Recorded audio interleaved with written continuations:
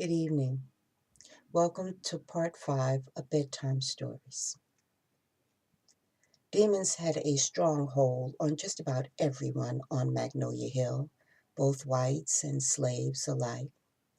Flossie didn't know them by name, but she could see them in the dark shadows that hovered like a cloud of smoke over the white overseer that wielded the whip while astride his big black horse. And she saw them in the disdainful looks she received from the same house slaves with whom she had once worked side by side. She could hear them cackling in the face of her misery and whispering profane words in her ear. Today was going to be difficult. She just knew it.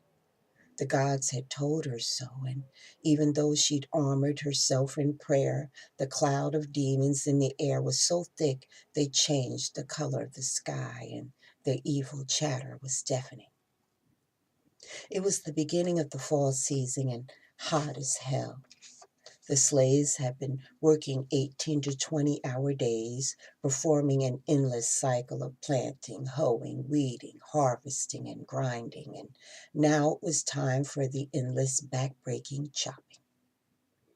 Everything but the cane they chopped hour after long hour was burnt, blistered, and dried up. Flossie felt her spirit withering under the relentless rays of the harsh Louisiana sun. Mr. Mike, the white overseer, was riding her especially hard, hollering and threatening to take the whip to her if she didn't speed it up. Flossie kept on swinging that machete like her life depended on it, pretending the cane was Master Cleanamont, Claude, and the stinking overseer. She kept swinging that machete because she had no choice. It didn't matter that she was nearly 8 months pregnant. Jessie, a big-boned yellow gal with funny-colored gray eyes, just like Master, tried her best to help Flossie keep up. They had something in common. Both of them had once been house slaves, and both of them had been booted out of the big house to work in the fields. But try as she might, even Big Jessie couldn't cut cane for two. The slaves worked in silence. There was no humming or singing of Negro spirituals as they worked. They were too hot, too tired, and too beat down in spirit to talk, much less sing. They performed their back-breaking task in a similar rhythm. So it was noticeable when Flossie began to flag farther and farther behind. Flossie would have given anything to stretch her straining back a bit or to have a cool drink of water from the well, but she dared not stop working, not even for a second. Even now, she felt the eyes of Kobe on her. Kobe was the driver who supervised the gang Flossie worked on, and he hated Flossie as only one black can hate another. It didn't matter that white folks hated them. Black folks on Magnolia Hill hated each other enough to make up for any hate the whites had for them. Flossie knew Kobe would be more than happy to alert Mr. Mike if she slowed down again. Then he'd get a chance to whip her. Kobe had cornered her one night coming back from the fields. It happened right after she'd had her first child, her son named Jake. He told her he wanted her, that he didn't care if Master put 100 suckers in her belly, that he would still want her. You see, everyone assumed because Jake was fair-skinned that he was the Master's seed. Not only had Flossie spurned Kobe's advances, but now she was pregnant again. Flossie hadn't turned away from Kobe because he was a field hand. She didn't want anything to do with him because he was flat out mean. She'd seen him in action. Kobe was known to beat a fellow slave more viciously than Mr. Mike, and he smiled while he was doing it. And now it seemed Kobe's hatred for Flossie grew every day, right along with her swollen belly. Psst! Minnie hissed when Kobe finally rode ahead of them on his big black roan. Flossie looked around, frowning in confusion. None of the field slaves ever spoke to her unless they wanted something. Yeah, I'm talking to you, gal, Minnie said. Minnie didn't even try to hide her dislike. It was clear in her facial expression and in her tone. You best to keep up, gal, baby or not. Kobe gonna be up in that ass. Minnie shook her head to silence Flossie when she opened her mouth to thank her for the unnecessary warning. Flossie knew better than anyone what Kobe was capable of. But if Flossie thought for a minute that Minnie's warning was generated from any concern she might have had for her well-being, Minnie didn't waste any time disabusing her of that foolish notion when she said, "You keep falling behind and you gonna get us all whooped, or worst." Well, there you go. I should have known Minnie didn't give a rat's ass about what happens to me, Flossie thought bitterly. Minnie did have a valid point, though. The Etiennes drove their slaves like mules to the market. You either kept up or you be beaten down and stepped over like the hot, steaming dung the mules left in the sugarcane field. Flossie pulled on her last reserve of energy and picked up her pace. It had been 2 years since Flossie had been unceremoniously tossed from the big house by Claude Etienne, and still the field hands hated her.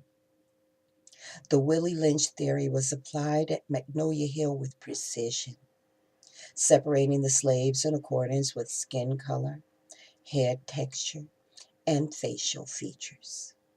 The field slaves hated the house slaves, the dark slaves hated the lighter ones, and the hate just kept on rolling in one big circle. What in the blazes do I have to do for them to accept me, Di? Flossie thought. Finally, the sun was starting to wane. The slaves would be given a few minutes to eat and get some water before they went back out into the field. Apparently, Kobe had spoken with the overseer about Flossie because now Mr. Mike had his watery blue eyes glued on her like a hungry badger on a fat, juicy hare. Since the last thing Flossie needed was to feel the bite of Mr. Mike's whip across her already aching back, she stepped away from the line at the well and went to sit under a nearby tree. She hoped against hope his attention would be drawn somewhere else. Flossie watched Mr. Mike with dread in her eyes as he and Kobe walked towards the wagon where the cane was loaded. Now both of them were focusing their attention on her. She wanted to run, but where would she go? It felt like a million fireflies were marching across the surface of her skin with each step Mr. Mike and Kobe took toward her.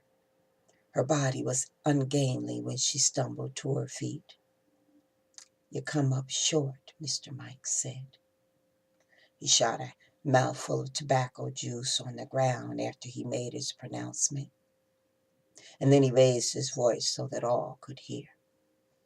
"All you niggers gather round so I can show you what happens to slackers." He nodded a signal in Kobe's direction. Kobe had to drag Flossie away from that tree. The heels of her feet left runnels in the dirt as he pulled her kicking and screaming. The last thing she wanted to do was to appear cowardly before a bunch of folks she knew hated her, but she'd be double damned if she was going to take an ass whooping with a smile on her face. A quick blow to the side of her head from Kobe effectively knocked all the steam out of her.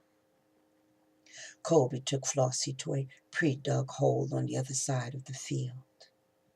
The rest of the slaves quietly followed behind them.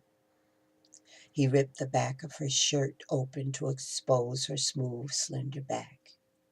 Then he made her lay face down over the hole with her protruding, pregnant belly snugly fitted within the depression. Once Kobe had her position just right and all the field slaves were assembled, he turned to Mr. Mike for further instructions. Flossie heard the whip whistle through the air just before it struck. and then a trail of fire landed on her back from shoulder to hip. She screamed, choking herself on her mouth full of dirt. The sound of the whip could be heard all the way to the big house. Old man Cledemat Etienne came out on the porch to watch. The overseer swung that whip back and forth until sweat dripped down his face. He put all his strength behind every swing, grunting in satisfaction each time a piece of her flesh came away from her body. He cursed Flossie as he beat her, calling her every name but the child of God with each swing of his wicked whip. Flossie was beyond feeling.